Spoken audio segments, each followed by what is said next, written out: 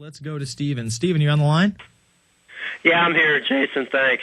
You got it. I'm hoping I can get my comments in before I gotten cut off, including through Alex show 5 times today. So. Yeah, the system. What can you do? You know, we're fighting the INFOWARRIOR at the brink. We're trying to get everything right. What do you got for me today, Steven? Well, I think the phone system is taking on Alex's migraine that he said he had.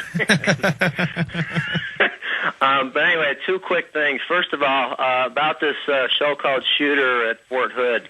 I mentioned this to Alex the other day, and I really think this will turn out to be the case by Alex's intel that he's going to get. This has all the classic markings of being government psyops and a false flag terror attack. And I don't know if you heard this, but now they're saying this guy has ties to Al-Qaeda. Yes, I have the article in front of me. Before you continue, let's just read that off the bat so people can see this isn't Steven and Jason talking about it. Fort Hood shooting, Texas Army killer linked to September 11th terrorist. Major Nadal Malik Hassan worshipped at a mosque led by a radical imam said to be a spiritual advisor to 3 of the hijackers. This is out of the Telegraph, but it is making its rounds now here in the United States. In fact, it is the top story at Yahoo News as we speak. Go ahead.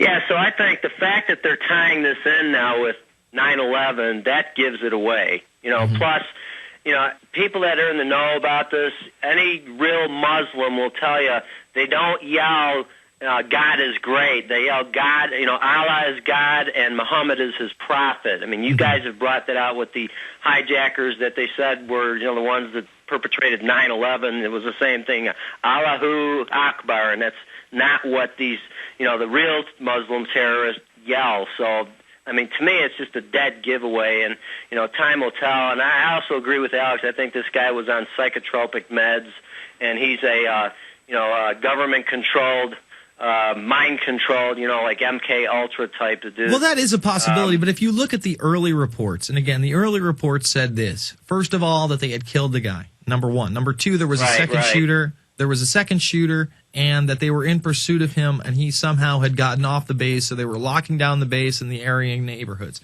Then it turned into one guy. He didn't die. They shot him 4 times, right? This guy is still alive? Yeah. Yeah, so this guy's now still alive. There is no second shooter.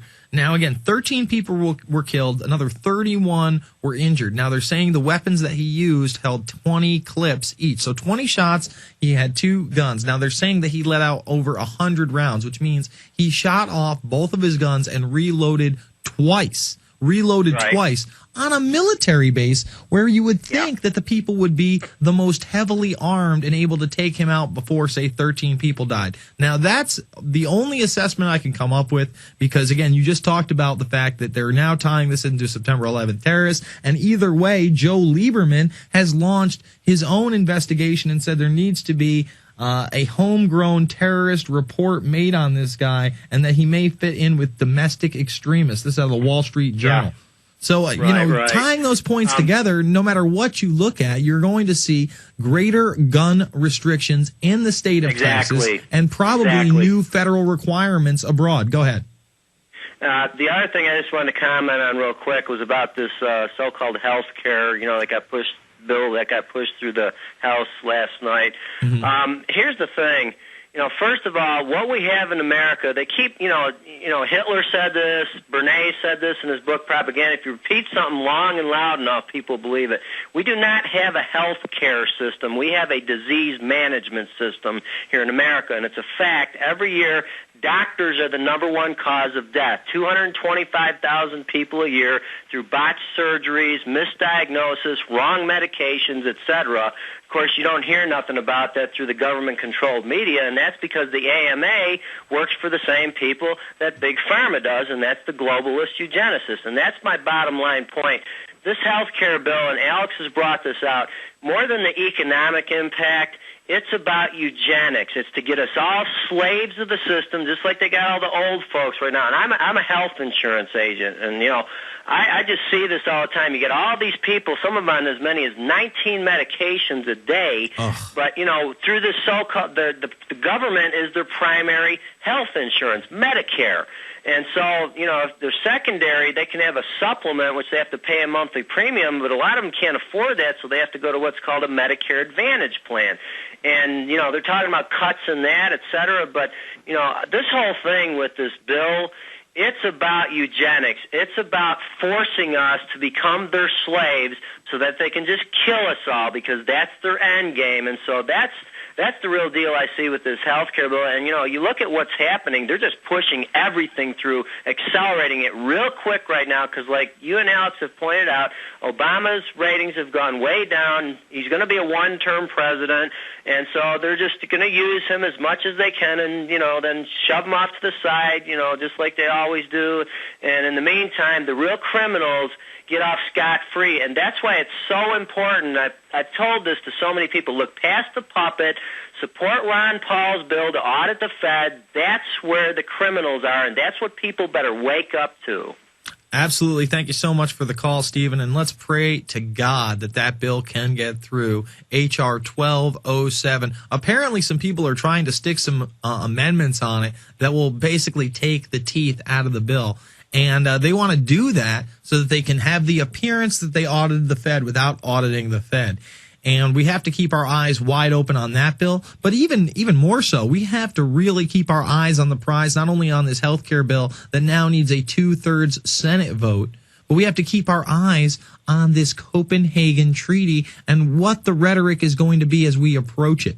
Because we are now 1 month away, literally 1 month away, from the world getting together and trying to sign on to a cap and trade scheme that will give everybody in the world some type of a global tax based on the appearance that we need to be more responsible with the planet, that our carbon is the enemy. When, just like Lord Monckton said, it is a harmless byproduct gas of life. And not only is it harmless, it's part of the ecosystem. It is what the plants breathe. And again, this eco-life, this plant life is what sustains the animal kingdom that surrounds it. If we do something to offset carbon, we are really offsetting the life cycle of this planet and the universe. But again, they want to guilt you into thinking that man-made carbon is going to kill us all.